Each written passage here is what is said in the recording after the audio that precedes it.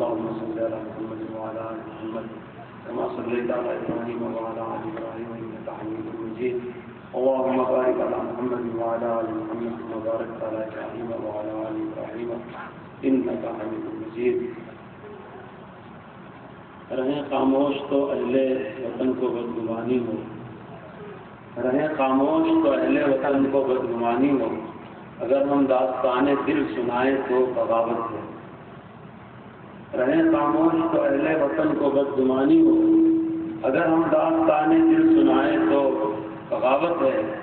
جلا کے رکھ دیں گلشن کو تو ہے عین کرم ان کا، جلا کے رکھ دیں گلشن کو تو ہے عین کرم ان کا، اگر اپنے چمن کو ہم سجائیں تو بغاوت ہے. کریں پرواز کی جہاد تو پر کو کاٹ دیتے ہیں، کریں پرواز کی جہاد تو پر کو کاٹ دیتے ہیں. سمیٹیں دامن دل بیٹھ جائیں تو بغاوت ہے. سمجھ میں ہی نہیں آتا کہ چھیڑے داستان کیسے. اسعد مدنی رحمۃ اللہ علیہ کی اصطلاح میں بہت ہی طویل الاطیال ہے. جب ایسے کسی عنوان پہ جلسہ ہوتا تھا تو حضرت فرمایا کرتے تھے کہ آپ کا پروگرام بہت ہی طویل الاطیال ہے کہ اس کی کس شعری اور ضمنی اور اصلی اور فرعی صدق کو بیان کیا جائے اور کس کو نظر انداز کیا جائے.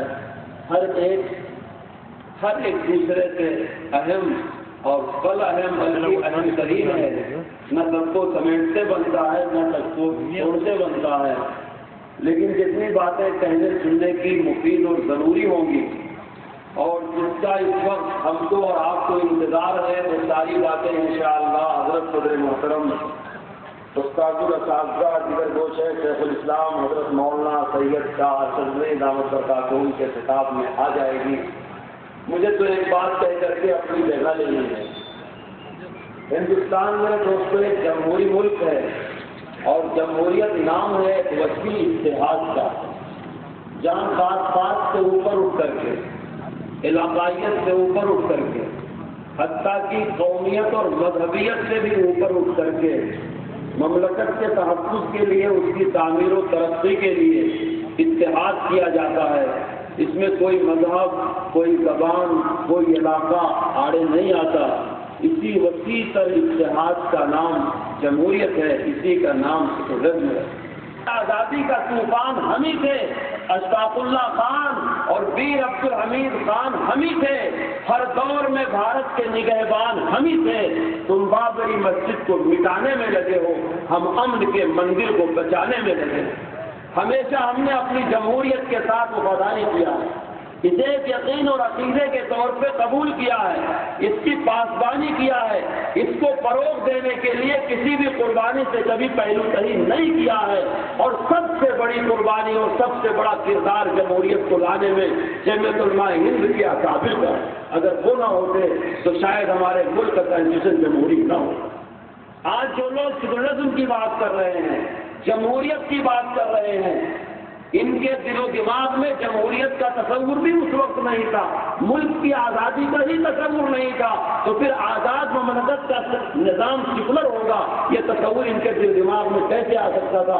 جب 1913 اور 1914 میں حضرت شیخ الہند رحمۃ اللہ علیہ نے کابل میں ہندوستان کی ایک ضلع وطن حکومت تشکیل کرائی تھی، جس کے صدر راجہ مہندر پرتاپ سنگھ بنائے گئے تھے اور جس کے وزیر اعظم مولانا برکت اللہ بھوپانی بنائے گئے. آج اس جمہوری ملک میں مدرسوں کے نام سے الرجی ہو رہی ہے، مولانا کے نام سے الرجی ہو رہی ہے، لمبی داڑھیوں سے ڈر لگ رہا ہے، بڑی پگڑیوں سے ڈر لگ رہا ہے، علماء کرام سے یا اکابر سے.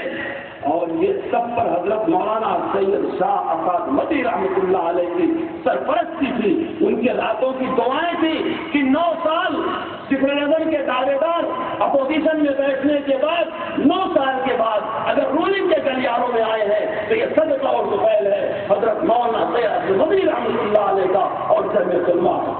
اگر یہ نہ ہوتے تو کبھی ان کو فرقہ، کبھی ان کو حکومت کے گلیاروں میں رسائی نہ ہوتی. اگر یہ صدقہ ہے، یہ مولویوں کا صدقہ ہے، مدرسوں کا صدقہ ہے، مسجدوں کا صدقہ ہے، خانقاہوں کا صدقہ ہے، مکتبوں کا صدقہ ہے۔ ملک نے ہم کو جو ضابطے میں اختیارات دے رکھے ہیں، میرے دوست کو اپنے اختلافات کو ختم کر کے ملت کی حیثیت سے متحد ہو کر کے ہم کو ان سب کی حفاظت کرنا ہے اور اپنے حقوق کو حاصل کر کے ان کی تعمیر و ترقی میں بڑھ چڑھ کر کے حصہ لینا ہے۔ یہ تین باتیں ایسی ہیں کہ اگر مضبوطی سے ہم اس کو سمجھ لیں اور آج کے جلسے میں نیت کر لیں کہ انشاءاللہ ان تین چیزوں کو ہم دانتوں سے پکڑیں گے تو کوئی مائی کا لال نہیں ہے جو آپ کے اوقات کو بیچ کے آپ کو آپ کے حق سے محروم کرے۔ چوتھی بات حضرت مولانا اسد صاحب فرمایا کرتے تھے، ایک منٹ کی ہے، عرض کر کے چلا جاتا ہوں، جو مسلمان جہاں کہیں بھی موجود ہے، سرکاری یا غیر سرکاری اداروں میں کام کر رہا ہے، پبلک سیکٹروں میں ہے، روڈ پر ہے، کہیں بھی ہے، دو چیزوں کی جم کر کے مخالفت کرتا رہے۔ نمبر ایک فرقہ پرستی کی، نمبر دو رشوت ستانی کی۔ ہمارے ملک کو سب سے بڑا نقصان فرقہ پرستی سے پہنچا ہے اور رشوت لینے سے پہنچا ہے۔ خان عبدالغفار خان صاحب جو تین ملکوں کے مسلمہ شخصیت کے حامل ہوئے، ان کو سرحدی گاندھی کہا جاتا تھا۔ راجیو گاندھی نے انہیں ہندوستان دعوت دیا تھا۔